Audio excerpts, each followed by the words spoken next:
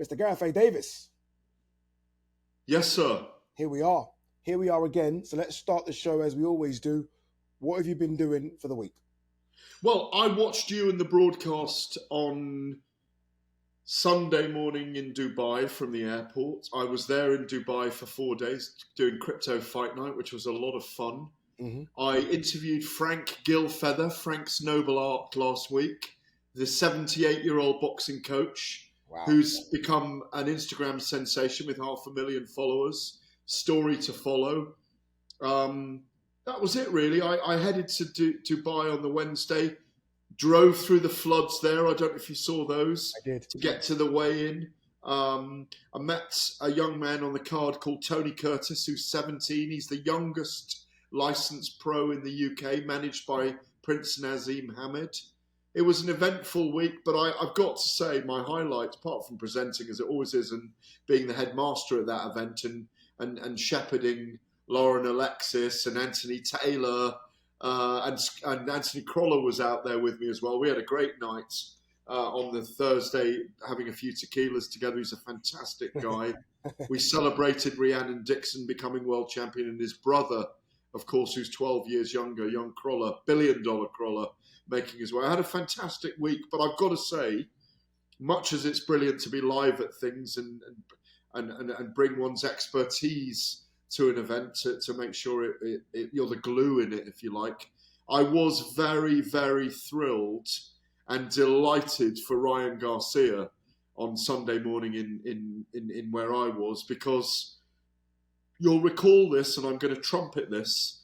I said the whole way along, and you said it in Fight Week, no, this young man is better off focused and training for a fight than all these amateur psychoanalysts out there saying you shouldn't be involved in a fight. Do you remember? I remember it well. Yeah, I remember it well. And you said as well, very poignantly during the week, and I listened to it, and I think you had a fantastic week yourself in New York, by the way. I listened to all the build-up stuff with yourself and my old friend Ariel Helwani. You were on the money all week, and you were saying, I sat with that guy, and I missed out on my Zoom call with him on Media Day, because it never happened. I would have known as well, if I'd had my chat with him, whether he was all there or not. And he was all there, and he pulled off the biggest heist in boxing history. There was method behind his madness. Honestly, I needed you out here with me, Gareth. It was one of those kind of crazy fight weeks where I needed to see Gareth A. Davies in the corner of my eye and talk about every single day and break it down. And you are correct.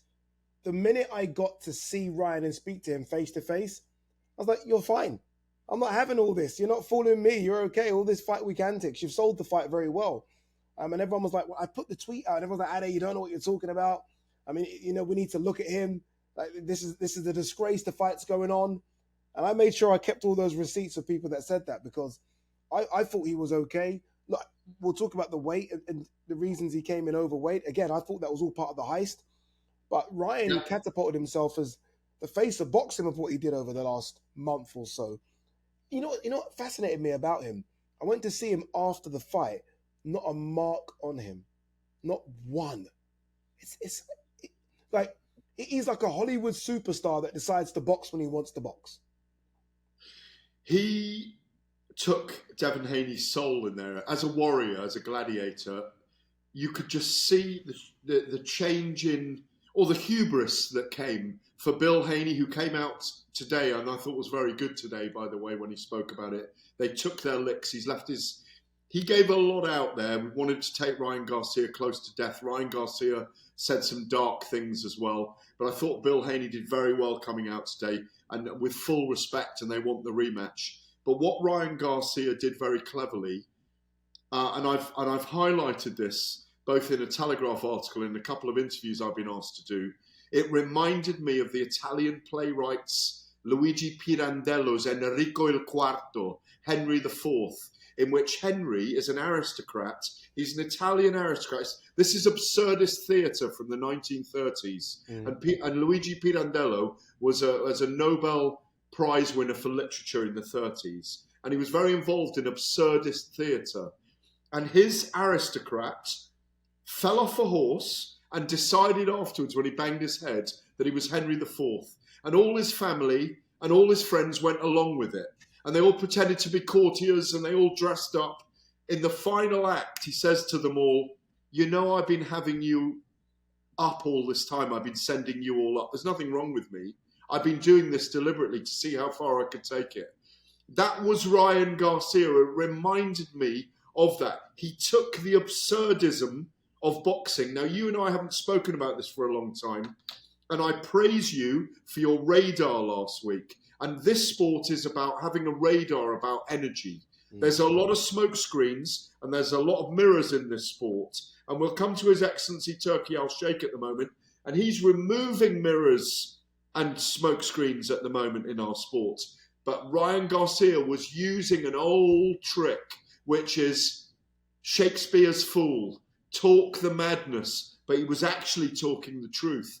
And because people thought he was crazy, they didn't take him seriously. They didn't take him seriously. He calculated scientifically about coming in heavy because he knew he could hurt Devin Haney. It was all calculated.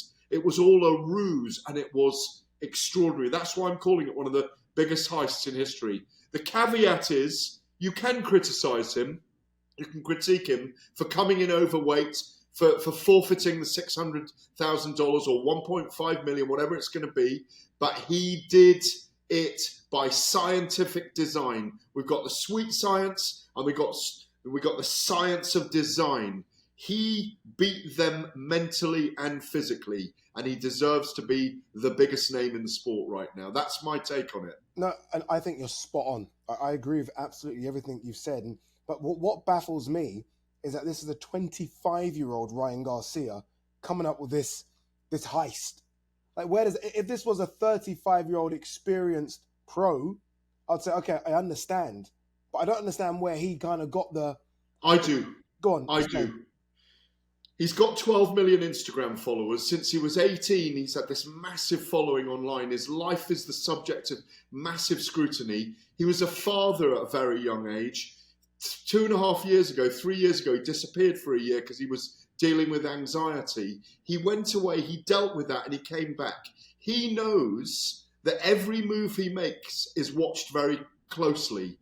He's got matinee idol looks. He could be doing Hollywood movies right now. He could be the new gunslinger. He could be the new Clint Eastwood if he wanted to be.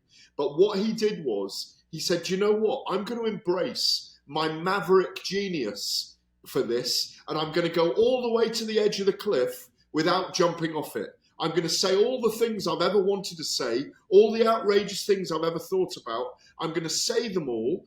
And as he went along with it organically, and one of the things I always said was, Henry and his mother are always there in the background. He's got the love of his family. I've spoken to the family before. I've interviewed Ryan 3 or 4 times, and I get on very well with him like you do.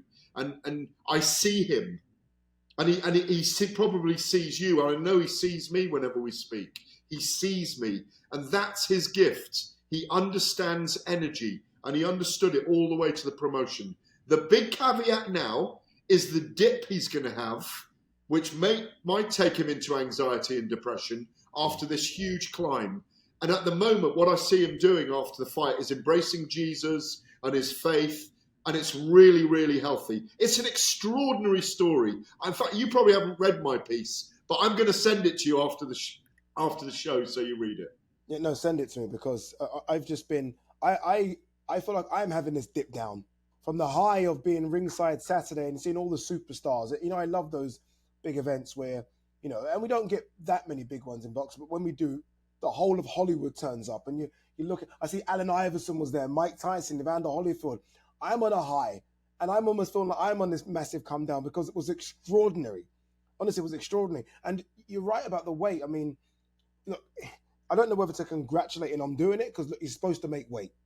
But if you know your body can't get further down, why kill yourself to get further down? No, but he had that. Look, once bitten, twice shy. He did it against Tank Davis. He suffered as a result, and he said to himself, I ain't doing that again. I want to see him fight Tank at 147. I'd like to see that fight. It'd be too big for him, wouldn't it? It'd be way too big for him. Maybe, but Tank's so skillful, it would make it a great contest. Where do you have Ryan then in this mix now? You know that there's 4 kings. So it's Teofimo, Devin, Ryan. I say 5 now, Shakur Tank. Where does Ryan sort of fit in that 5 then? Probably 4. Yeah. Probably. I mean, I think the best of them is potentially Shakur Stevenson. He can't get a And look then in. Can't get a look in right now, can he? but it doesn't matter about the belts anymore with those 5, frankly. And the responsible man for that, the hero of that, the golden goose for them all, is Ryan Garcia. And I've been saying it for 2 or 3 years. He's the golden goose of that 140, 135 it was, 140, 147 span, if you like, spectrum for American boxers, because he's the guy you don't need a title belt on the line to fight. It was irrelevant, and he proved that against Devin Haney. The one thing I'd say is he could be called unprofessional for not making the weight, but I think it was calculated and deliberate. You know, I was at such a good vantage point where I was right next to Derek James. So we were less than a couple of feet away from each other. And I was watching him and his advice to Ryan.